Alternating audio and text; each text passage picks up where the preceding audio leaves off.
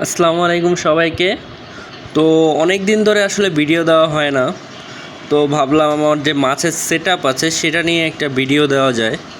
তো এখানে দেখতেছেন সব হচ্ছে আমার মিক্স হাই কোয়ালিটির গাপ্পি। এটা হচ্ছে আমার ককশিটে বানানো যে সেটআপ, সেখানে এটা মূলত আমার মানে মূল সেটআপ যেটাকে বলে। এখান থেকে হইতেছে আমি বাচ্চা পেয়ে থাকি মাছের থেকে, কারণ অনেকগুলা এখানে জলজ উদ্ভিদ দেখতে পাচ্ছেন, যেটা হচ্ছে নাম হচ্ছে ফ্রগ বিট।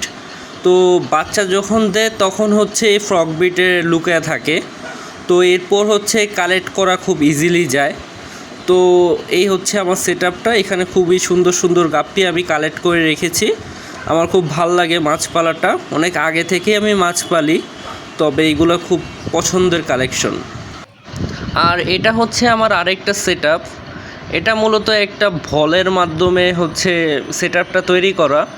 আর এখানে যে আমি মাছের যে মেন সেটআপের যে বাচ্চাগুলো দেয় সেগুলোকে আমি আলাদা করে এখানে রাখি।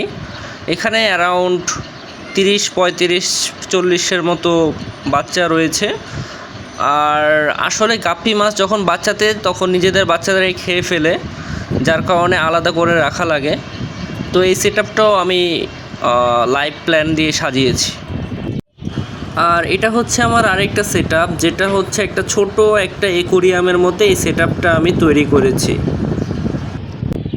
এখানেও মূলত গাপ্পির বাচ্চা রয়েছে, তবে এগুলো আসলে একটু হাই কোয়ালিটির বাচ্চা, মানে গাপ্পির ভিতর অনেক ভ্যারাইটি থাকে, সেটার আসলে ভালো একটা ভ্যারাইটির বাচ্চা, যার কারণে আলাদা করে রাখছি যাতে কোয়ালিটি ভালো আসে। আর এটা হচ্ছে আমার আরেকটা সেটআপ। এটা হচ্ছে অ্যাকোয়ারিয়ামের একটা ছোট ট্যাঙ্কে করা শ্রিম্পের সেটআপ। আমি শ্রিম্পগুলো আলাদা একটা পটে দেখাচ্ছি, কারণ শ্রিম্পগুলো এতই ছোট যে এখানে খুঁজে পাওয়া যায় না। এগুলো হচ্ছে ইয়েলো শ্রিম্প। এগুলোরও বাজারে বহুত চাহিদা আছে এখন, কারণ ইয়েলো শ্রিম্প খুব সহজেই হয়। আর এটা হচ্ছে আমার আরেকটা সেটআপ। আসলে একটা সেটআপ থেকে আমার ফার্স্টে শুরু করা মাছ পালা, পরে আস্তে আস্তে অনেকগুলোতে পরিণত হয়েছে। আর এটা পুরোটাই আমি গ্রিন ওয়াটার বানিয়ে ফেলছি। আসলে গ্রিন ওয়াটারটা মাছের জন্য খুব ভালো। আর এটা মূলত হয় হচ্ছে সূর্যের আলোতে। আর এখানে দেখতে পাচ্ছেন কিছু মাছ রয়েছে, এখানে হচ্ছে মলি রয়েছে, প্লাটি রয়েছে, আর এই হচ্ছে একটা বেটা রয়েছে যেটা হচ্ছে ফিমেল। এটা অনেক আগে থেকে আমার এখানে রয়েছে এবং খুব ফ্রেন্ডলি এটা। আর এই অ্যাকোয়ারিয়ামের সাইজটা হলো 18x9। আর এই ট্যাঙ্কে আসলে মাছ পালা খুব মজার, কারণ অনেক ভালোই স্পেস থাকে এবং মাছও বেশ ভালো থাকে। আসলে মাছের জন্য যত বড় ট্যাঙ্ক মানে দেওয়া যায় তত হচ্ছে ভালো মাছের জন্য। তো এই ট্যাঙ্কটাতে আমি কিন্তু অনেকগুলো ন্যাচারাল গাছ দিয়ে সাজিয়েছি, যা আসলে মাছের জন্য খুব ভালো এবং দেখতেও বেশ ভাল লাগে।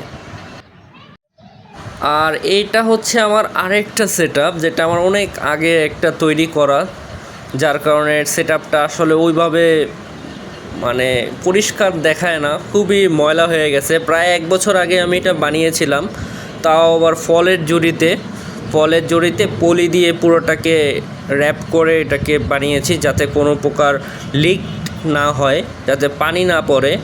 আর এই সেটআপে আমি হচ্ছে প্রচুর পরিমাণে মাছের বাচ্চা ছেড়েছি, কারণ এখানে হচ্ছে অনেক বড় স্পেস রয়েছে যাতে মাছ দ্রুত বড় হবে। আর এই সেটআপটা আমি রিসেন্টলি তৈরি করেছি। এটা মূলত আমি আমার রুমেই রেখেছি, যার কারণে অনেক পলি দিয়ে সুন্দর করে সাজিয়েছি যাতে কোনো প্রকারের লিক না হয়, অর্থাৎ পানি না পড়ে। এটাও হচ্ছে ককশিটে আমার তৈরি করা। আর এখানেও আমি মাছের অনেক বাচ্চা ছেড়েছি, আশা করি এই মাছগুলো খুব দ্রুত বড় হবে। আর এখানে হচ্ছে 2টি পটে বেটটা বা ফাইটার ফিশ রয়েছে, এগুলো আমি শখ করে এনেছি। আর আমার আরেকটা বেটটা ফিশ ছিল, সেটাও আমি দেখিয়েছি, রেড কালারের ফিমেল। আর এইগুলার কালারগুলো হলো ডার্ক ব্লু টাইপের।